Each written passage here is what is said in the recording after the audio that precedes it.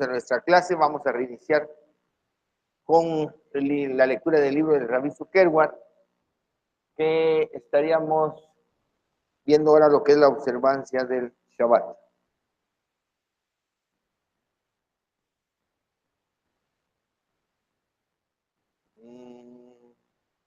Permítame.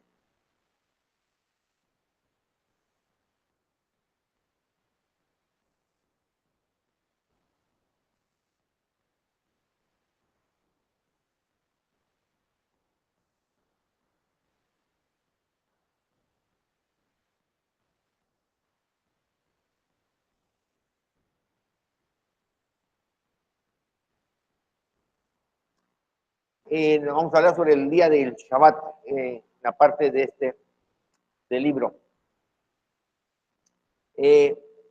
Nos va a servir para tomar conciencia del Shabbat, como hemos platicado, que no simplemente es de cerrar nuestras manos, nosotros trabajar, sino hacer conciencia para poder entrar al espíritu del Shabbat y que el objetivo del Shabbat pueda cumplirse en nuestras vidas, lo cual posiblemente nos llevaría bastantes Shabbat, meses o años, para que finalmente podamos nosotros entrar de lleno a la observancia, a la verdadera observancia del Shabbat. Porque todo tiene que ser consciente, porque los actos inconscientes son de los animales, ¿se recuerdan? La realización consciente, nos dice Rabbi Zuckerberg, del Shabbat, nos introduce a un nuevo ámbito de la realidad que se encuentra por sobre el tiempo y el espacio. Estamos hablando de una realidad que está más allá. Entonces, el Shabbat, cuando lo observamos, sería una puerta para poder conectarnos con esa esencia, con esa realidad que está más allá del tiempo y de la realidad.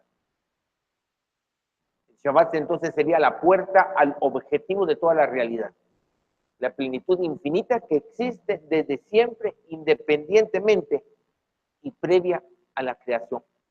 En uno de los estudios de Rabbi Zuckerberg, cuando hablaba acerca de previa a la creación, hemos platicado nosotros que toda respuesta existe antes de que la pregunta se formule, ¿verdad? Pero la pregunta genera la necesidad de buscar la respuesta que ya existía y que a veces está frente a nosotros. Pero hay una pregunta que existe antes de la respuesta, una pregunta que da luz a una respuesta. Dice Rabbi Zuckerberg que la creación sería esa respuesta.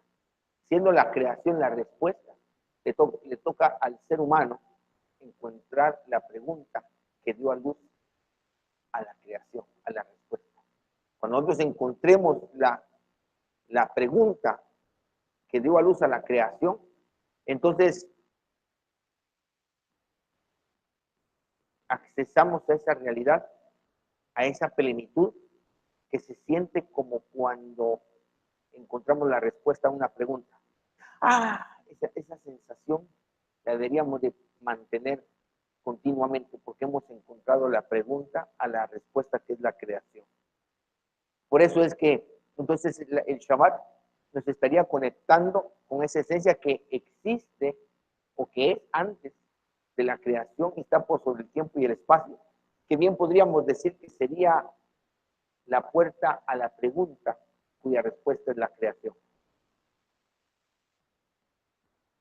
El Shabbat entonces es una pausa, dice el Rabbi Zuckerberg, en toda la actividad en pos del ámbito material y por lo tanto una distinción cualitativa dentro del tiempo y espacio. ¿Por qué? Porque cuando nosotros observamos el Shabbat estamos santificando un lapso de tiempo y lo honramos y lo santificamos de tal manera que ese día hay una diferencia cualitativa entre ese día y el resto de los días. Y también de espacio, pues no nos movemos más allá de los espacios necesarios. ¿Por qué? Porque es Shabbat. O sea que de alguna manera nosotros, a la observancia del Shabbat, con todos sus misbot, estaríamos haciendo una distinción cualitativa dentro del tiempo y el espacio. Y eso comienza a generar un cambio en nuestra escala de valores, en nuestros principios, en nuestras prioridades dentro del hogar. todo eso comienza a cambiar, porque al observar el Shabbat, estamos haciendo una distinción cualitativa dentro del tiempo y del espacio. Hay cosas, hay lugares a donde no vamos porque es Shabbat, entonces nos mantenemos siempre dentro de un margen de espacio, y eso le da un valor al espacio y al tiempo, por supuesto, porque marcamos la diferencia donde inicia, donde termina el Shabbat.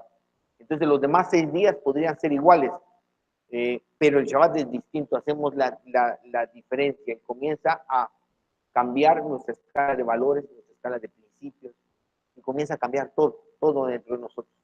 Todo esto debe ser únicamente como consecuencia de encontrarse en el reposo del Eterno. Eso lo pongo yo, que nos acordemos que nuestra observancia del Shabbat debe de ser una consecuencia de lo que el Eterno ha hecho en nuestras vidas. No debería de ser nuestra observancia del Shabbat una causa para entrar a su reposo, porque entonces nuestra observancia del Shabbat se convierte en una labor que estaría prohibida en el Shabbat. No sé si me explico. ¿Ah? Por eso dice la carta a los hebreos que el que ha entrado en el reposo del Eterno puede descansar de las obras en el Shabbat como él descansa de las vidas, como consecuencia de la observancia del Shabbat activa 4 componentes básicos, no solo del Shabbat, sino cualquier misbah. Lo concreto, que habla del acto en sí mismo, todo lo físico que hacemos o dejamos de hacer porque es Shabbat, es algo concreto. Luego tenemos algo emocional, el entusiasmo y la actitud positiva. Recordemos que eso es algo bien importante dentro del Shabbat, y por eso los sabios remarcan mucho la prohibición de enojarse en el Shabbat, porque la parte emotiva es muy importante. Cuando uno cumple una misma, debe de hacerlo con emoción, no solo así insensible. Por eso es que también dice Isaías 58, dice: si retrajeres tu pie de hacer tu voluntad, de hablar tus propias palabras y pensar tus propios pensamientos en el día santo del Shabbat, y lo venerares y lo llamares placer. Ahí hay una emoción que se tiene que involucrar. Puede que cuando observemos una Shabbat, tiene que una misbah, tiene que haber esa parte emocional que debemos de imprimirle al acto que estamos llevando. Atrás de la emoción existe lo mental, la intención consciente. ¿Por qué lo estoy haciendo? O sea, primero está el acto concreto, atrás está la emoción, y atrás de la emoción está el intelecto, la razón, la intención de por qué estoy haciendo esto. Y así podemos entrar al mundo espiritual, que está hasta atrás de todo esto, el altruismo, que expande permanentemente la percepción de la realidad. Porque todo esto, la intención, que sería lo mental, lo emocional y lo concreto, podría estar fundamentado en egoísmo. Entonces todo carecería de valor. Lo profundo de todo es hacerlo por el Eterno, no por salvar mi pellejo, no por algo egoísta, sino pensando en el Eterno, deseando para el Eterno, que sería el altruismo. Entonces tendríamos el altruismo, que sería lo espiritual, luego viene lo mental, que es lo consciente, luego viene la emoción, y luego viene el acto concreto. Esa sería la observancia del Shabbat, y cualquier otra misbah tiene estos 4 elementos con los que se debe de cumplir para que verdaderamente la misbah, una, al que ordenó con el que está obedeciendo, para que verdaderamente en este caso el Shabbat se convierta en una puerta que nos dé acceso a ese mundo espiritual, conscientemente, que está más allá de la creación. Lo mental, dice Rabbi Zuckerberg, nos brinda cierta noción de la realidad, pero también limita, porque cuando estamos hablando todo esto, por ejemplo, uno dice: wow, el Shabbat es una puerta, y lo mental, de alguna manera, como estamos a este nivel ahorita, en este momento, genera una idea, genera una noción de lo que es la observancia del Shabbat. Por ello, la experiencia y aprehensión interior de los símbolos, ritos, asociados al estudio consciente, nos ayuda a trascender las formas puramente intelectuales, o sea, llevarlos a la práctica. Por eso es que cuando nosotros hay ritos que, si nosotros los intelectualizamos, no le encontramos lógica, o sea, que rebasan la razón. Y lo que nos enseña Rabbi Zuckerberg es que el intelecto, si es una herramienta para percibir la realidad que está más allá de nuestros sentidos, también esa herramienta limita. ¿Cómo hacemos nosotros para rebasar esos límites que el propio intelecto nos impone? Para eso están estas experiencias a través de los ritos asociados, símbolos asociados al estudio consciente, nos ayudan a trascender esas formas mentales cuando realmente no hacemos cosas que no tendrían lógica para el razonamiento egoísta de cómo se percibe este mundo. Pero así es como estamos ejercitando nuestro intelecto para rebasar sus propias limitantes. Entonces dice Rabbi Zuckerberg, de ese modo el hombre comienza a percibir lo interior y a superar la vida basada tan solo en estímulos exteriores. Comenzamos a trascender nuestro egoísmo. ¿Alguna pregunta? Los amigos de internet, por favor, si quieren preguntar, ahí está el chat, con mucho gusto. La pregunta sería, ¿cómo puede el hombre alcanzar la comprensión que le permita percibir que hay una realidad infinita y plena que existe desde siempre y más aún que no fue creada?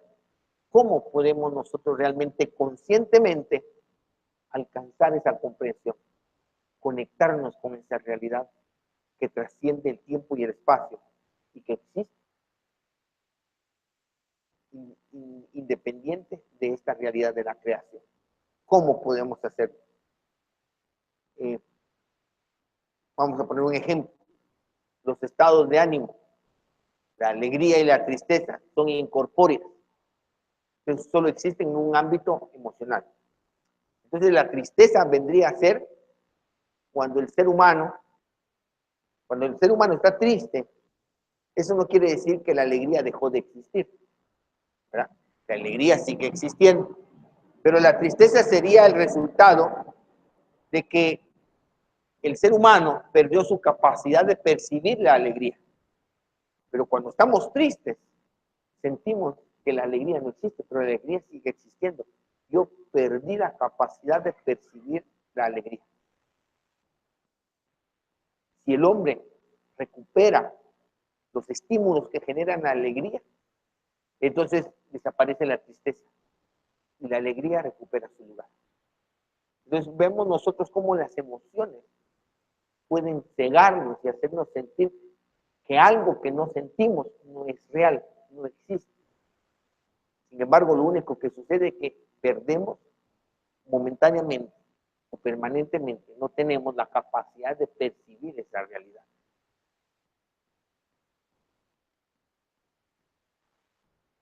El estado de ánimo entonces reflejaría la forma en que los seres humanos reaccionan e intelectualizan las situaciones que atraviesan en su vida, ¿verdad? Pero más allá de nuestra percepción, la realidad continúa. Y ahí la importancia es que más allá de lo que emocionalmente podemos percibir, saber que hay algo que existe, aunque yo no lo sienta, aunque yo no lo perciba, y que tal vez momentáneamente he perdido la capacidad de percibir, pero existe, sigue siendo real. A veces cuando nosotros estamos sumamente tristes, hay personas que llegan hasta la depresión, creen que no existe una razón para vivir, pero eso no es real. Solo se ha perdido la capacidad de percibir el sentido de la vida. Perdemos la capacidad de ver la bondad del Eterno atrás de todo lo que hace, aunque sea doloroso.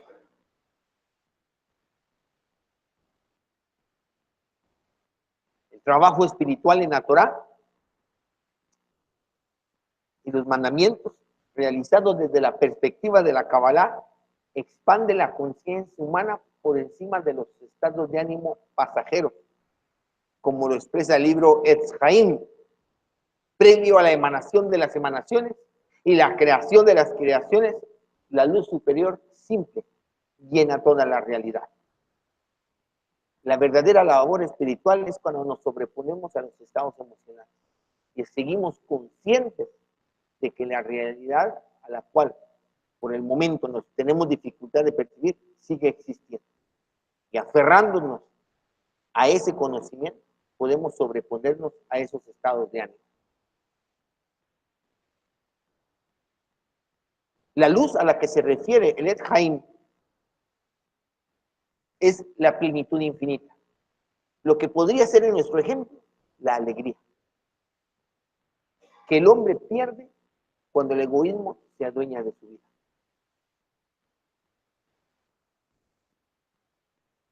Mientras se inviertan esfuerzos en proyectos que no responden a la verdadera naturaleza humana, ni al propósito de la creación, ignorando las leyes espirituales, se crearán sistemas de vida basados en transformar las debilidades humanas en normas.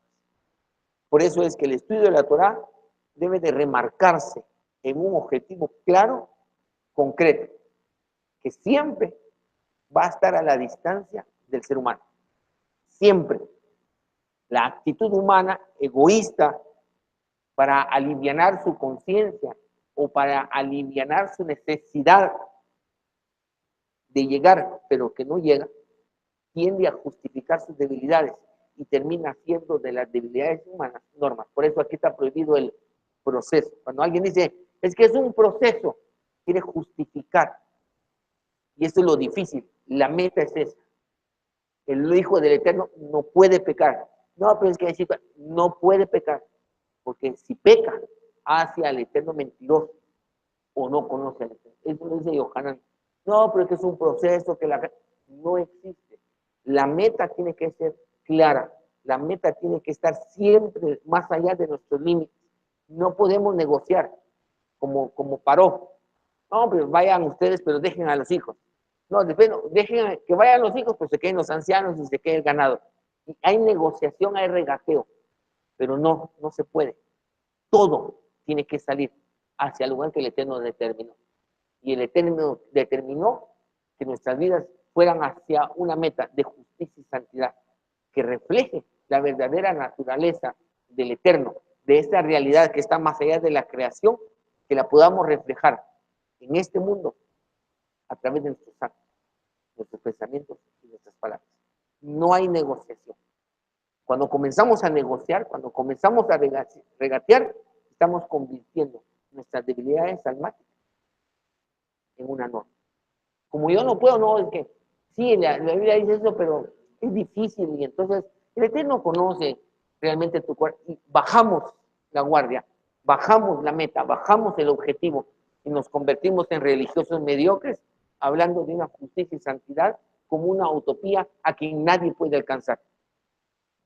Precisamente por hacer de nuestras debilidades almáticas una norma. Si yo no puedo, nadie puede. Entonces no te preocupes, sí es difícil. El Eterno pide que no pequemos, pero hay que hacer jará, tú entiendes, y que los pensamientos, entonces comenzamos a bajar la norma. Y eso es lo que no podemos permitir. Sí.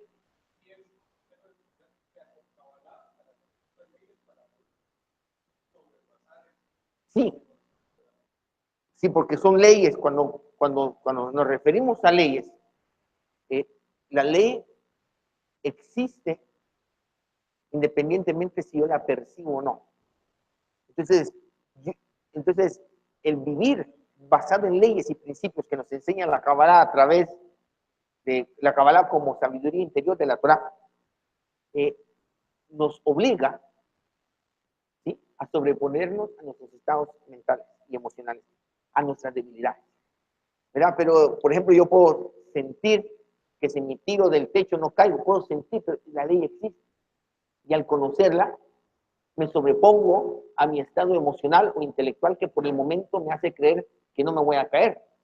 Entonces, el conocimiento de las leyes y de los principios que rigen la creación, que es lo que nos enseña la sabiduría interior de la Torah, que es la Kabbalah, nos tiene que hacer sobreponer a nuestras debilidades, a nuestras percepciones momentáneas, emocionales, a nuestras debilidades intelectuales que por un momento, por un periodo, nos impide percibir una realidad que está más allá de nuestros ojos.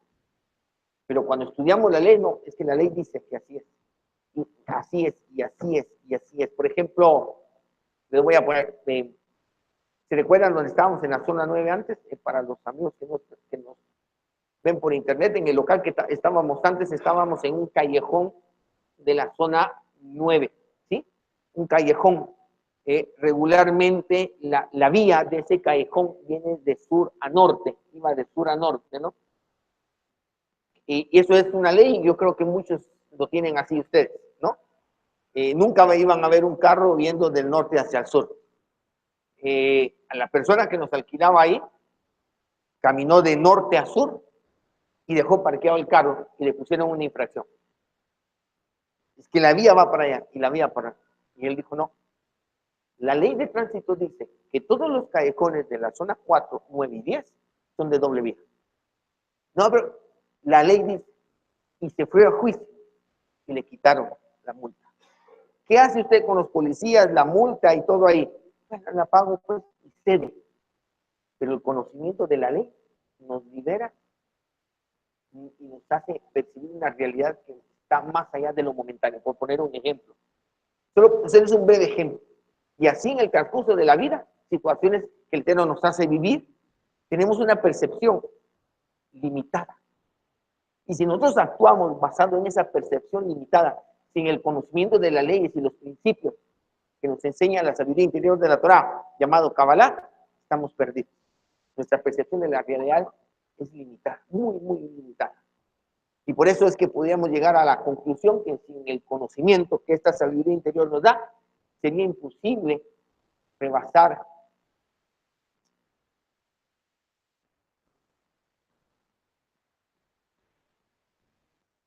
pasar de la observancia de la Torah de un nivel creyente a un nivel entendido y mucho menos a un nivel de sabio. ¿Verdad? Porque estaríamos solo como el paciente que hay que observar qué se hace y qué no se hace, pero realmente se alcanzaría la conciencia de lo que se está haciendo. Realmente rebasaríamos nosotros el egoísmo que nos gobierna o pararíamos haciendo de nuestra espiritualidad otra religión que al final no purifica el deseo del ser humano y no nos va a llevar a enseñarnos cómo amar a nuestro prójimo como a nosotros mismos, incumpliendo así con el espíritu completo de la Torah. Pararíamos como esa religión a la que su majestad Yeshua le recalcó tanto, dice que parecen sepulcros blanqueados, que por fuera parecen bonitos, pero por dentro están podridos. ¿Por qué? Porque el espíritu de la Torah no está manejo. ¿Por qué? Por el conocimiento de leyes y principios que nos obligan a sobreponernos a nuestros estados mentales y emocionales, en el conocimiento de las leyes y principios que rigen este universo. Un hijo del Eterno, por ejemplo, un video que acabo de hacer, un audio, un hijo del Eterno no puede estar poseído por un demonio. Punto. ¿Tiene una respuesta más clara? Un hijo del Eterno no puede estar poseído por un demonio. ¿Y lo quiere más claro? Un hijo del Eterno no puede estar. ¿Por qué? Porque no hay mezcla. Son leyes y principios entre la luz y las tinieblas. Pero entonces vienen experiencias, testimonios que nos limitan la percepción de la realidad. Pero cuando conocemos la ley, cuando conocemos el principio, no importa lo que percibimos, lo que creemos estar viendo, eso no puede ser posible. ¿Ya? Esto es lo importante de esas leyes y principios. La Torah, por el contrario, define las normas sociales. Solo voy a ver si me están enviando preguntas. Son de otra cosa. La Torah, por el contrario, define las normas sociales y espirituales en base a principios objetivos, evitando así que el ser humano construya su vida a partir de ilusiones que desembocan finalmente en una desilusión.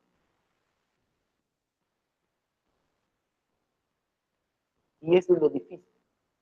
Y esa es la barrera que hay que, cuando verdaderamente rompemos esa barrera de la percepción limitada que generan nuestras emociones, nuestros estados mentales, es verdaderamente es cuando comenzamos a ser libres ante las personas, pero ante las personas que no pueden rebasar, perdón, esa limitante, parecemos déspotas, parecemos fantasiosos, hablamos para ellos de una realidad que es imposible de alcanzar, porque ellos no han experimentado rebasar esos límites. Por eso regularmente los maestros de Kabbalah sufren mucho de incomprensión. Entonces hay que estar, pues se recuerdan las palabras de Salomón, dice que como clavos en los que nos hincamos son las palabras de un maestro, son dolorosas, porque nos están mostrando un objetivo que está más allá de nuestras limitantes Y no, pero es que ahorita vamos a ir allá, no se puede pecar, no podemos pecar. Pero es que un hijo de Dios no puede estar endemoniado. Y aunque creamos y sintamos que sí, la realidad es una. Y tenemos que aferrarnos a eso. Cuando el hombre comienza a sobreponerse a las dependencias del plano material sensorial, surge paulatinamente la conciencia de los estados de plenitud. Miren cómo existe un léxico adecuado para evitar el proceso. Es fácil ir a Google, ir a un diccionario y buscar sinónimos de proceso. ¿Por qué nos cuesta tanto utilizar un sinónimo? Si al final el significado va a ser el mismo, porque la palabra genera una impresión, así como hacia afuera, hacia adentro, y el proceso me consuela. ¿Por qué no tú dices un desarrollo así como esto? Surge paulatinamente la conciencia de los estados de plenitud, conforme vamos avanzando. Como dice el Salmo 126, cuando Yahvé haga volver de la cautividad a Sion, seremos como los que sueñan. Entonces nuestra boca se llenará de risa. Otra vez, recuerdan nuestro ejemplo, alegría. Y nuestra lengua de gritos de alegría. Entonces dirán entre los gentiles, grandes cosas ha hecho Yahvé por esto. Sí, Yahvé ha hecho grandes cosas por nosotros. Y estamos alegres. Mire, cuando uno está conectado con el mundo espiritual, no puede estar triste. Alegre, porque percibe la plenitud infinita que otros no pueden percibir. En un espíritu triste no puede reposar la rueda, no puede haber revelación. ¿Ya? Por eso, para estudiar Torah, mire videos que lo hagan reír, cuente chistes, ría, se haga reír a alguien, y ese sería el estado de ánimo adecuado para poder estudiar Torah. Nos explica Rabbi Zuckerberg ese salmo. Dice, la cautividad de Sion se refiere a la cautividad del egoísmo que limita nuestra percepción de la realidad. El egoísmo limita la realidad a uno mismo e impide que nuestra conciencia se expanda en pos del Kadosh Baruj Hu. El altruismo, en cambio, expande la realidad más allá de nuestro ser, incluyendo otros ámbitos y demás seres, de quienes solo tomamos conciencia cuando trascendemos los límites del egoísmo. Comenzamos a comprender a nuestro cónyuge, sus necesidades, sus debilidades, entender que ellos o ellas no son como nosotros y tienen necesidades distintas y necesitan de nuestra comprensión, necesitan de nuestro apoyo conforme a la medida de ellos, no a los nuestros. Solo cuando sobrepasamos los límites de nuestro egoísmo, nuestra realidad comienza a incluir otros seres, como nuestros hijos. El problema que tenemos los padres es que se nos olvida que es ser hijo. Se nos olvida las necesidades que tiene un hijo de su padre y su madre. Los comenzamos a tratar como empleados, como siervos, y que lo único que tienen que hacer es cumplir con sus tareas y todo. Se nos olvida que nosotros de niños necesitamos un abrazo, necesitamos una comprensión, necesitamos caminar de la mano de nuestros padres, simplemente por dar una vuelta a la manzana, una vuelta al parque. Necesitamos de ese contacto. Pero se nos olvida qué es ser hijo. Y por eso el egoísmo es cuando nuestra realidad comienza a incluir a otros seres.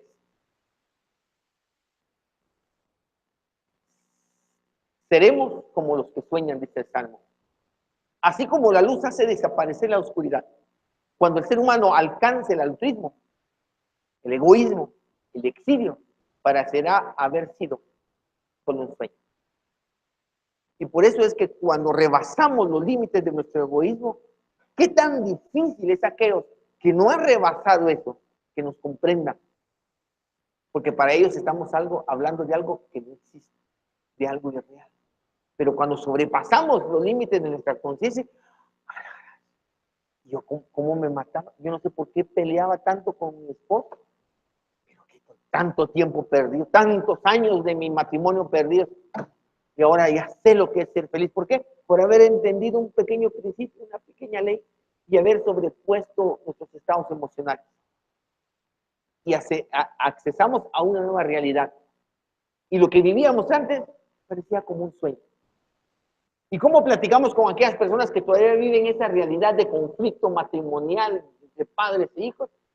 ¿A qué hora va a despertar esto? Dan ganas de ver ¡despierta! Solo tienes que hacer esto, y tu vida va a cambiar. Pero cuesta, porque la gente está dormida, expatriada por su egoísmo. ¿Ya? La realización del Shabbat, basada en principios que expone la Torah, dirige la conciencia hacia un espacio nuevo, la plenitud infinita. Cuando verdaderamente estamos observando el Shabbat, trasciende, como digo, de tal manera en nuestro interior que nuestras prioridades comienzan a cambiar.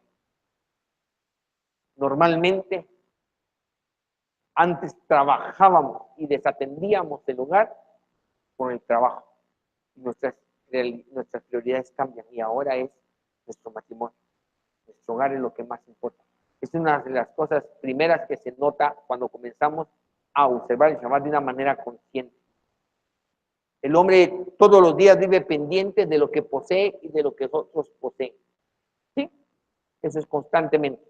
Las compras, pues, así como vivimos nosotros en este mundo occidental, en donde es un consumismo enorme lo que nos motiva, no hemos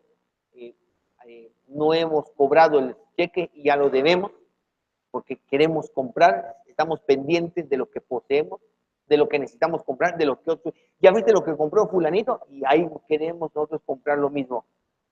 Shabbat entonces nos desafía semanalmente a asumir una nueva percepción de la realidad. El desafío al interrogante de quién soy y no qué poseo. Ahí es donde todo se acaba, en donde no sacamos dinero, en donde no hacemos negociaciones. Porque ya no importa lo que tengo y lo que otro tiene. Me importa quién soy. El Shabbat crea un conflicto en nuestra relación egoísta con la realidad material sensorial, surgiendo así un nuevo espacio, un espacio de reflexión y un modo superior de ser. Si el Shabbat se convierte en una pausa, en donde nosotros tomamos conciencia. Así como cuando estamos escuchando un audio y entonces de repente le ponemos pausa para, comenzamos a reflexionar. Entonces crea un conflicto en nuestra relación egoísta con la realidad material sensorial, surgiendo así un nuevo un espacio de reflexión y modo superior de ser. Unas religiones, culturas y filosofías consideran el plano material sensorial como un fin en sí mismo. Buscan a la divinidad, buscan al eterno por prosperidad económica, porque le vaya bien por su salud, por todo lo que es este mundo. Otras como algo malo de lo que espiritualmente debemos de apartarnos. La espiritualidad no tiene nada que ver con lo físico, con el plano material sensorial. Entonces son esas religiones que tiran hacia lo ermitaño. Aquellas personas que hasta se sienten mal reírse mucho. Ay, no, Señor, perdóname. Gozar de lo que este mundo nos da. La Torah, en cambio, esta espiritualidad reside en tomar el plano material sensorial como un medio que al ser empleado correctamente nos ayuda a lograr el bien colectivo. Eso es lo importante. No tenerle miedo al plano material sensorial, ni tampoco convertirlo en nuestro objetivo de vida, sino como un medio para alcanzar la verdadera espiritualidad. Por ello observamos que el desafío de realizar Shabbat no anula el plano material sensorial, sino que nos introduce a una nueva forma de relacionarnos con él. Una de las dificultades grandes que tiene el ser humano es dejar de trabajar en Shabbat. El ser humano cree que produciendo manifiesta su capacidad, su poder. Pero la Torah nos enseña que al no poder frenar, enseña su debilidad. Porque para frenar, para dejar de trabajar, para cerrar nuestras manos, se necesita poder, se necesita capacidad. Una persona esclava no puede parar. Quisiera, pero no puede parar. Se necesita la verdadera libertad que nos da la espiritualidad en la Torah para poder tener la capacidad de cerrar nuestras manos y abrirla cuando nosotros decidamos hacerlo. Una persona que no puede decidir hacer algo, o que decide pero no puede realizar el acto, es esclavo. Y la Torah nos enfrenta a través de la observancia del Shabbat a ese conflicto. Y el Shabbat nos introduce a una nueva forma de relacionarnos con el mundo espiritual, con el plano material sensorial, como un medio para ayudarnos a transformar nuestro egoísmo en altruismo. ¿No hay ninguna pregunta, Eliaya? Espero que todo esté quedando claro. Solo entonces el plano material sensorial deja de ser el objetivo final, transformándose ahora en un medio para el verdadero logro, la plenitud del hombre. Es necesario sobreponernos a nuestros estados mentales y emocionales. Por eso es importante aprender las leyes, los principios que nos enseña la sabiduría interior de la Torah y aferrarnos a que así funciona el mundo. A veces actuar contra nuestra propia razón, solo confiando por emuná en esos principios que la misma Torah nos enseña, para poder caminar y más allá, ir expandiendo nuestra realidad más allá de nuestra percepción egoísta que tenemos de este mundo. No tenemos ni una pregunta aquí, no tenemos ni una pregunta en internet, así que nos vamos a ir temprano. Nos vemos la próxima semana. Gracias por estar aquí en el reinicio de las clases. De las bendiciones. Salud.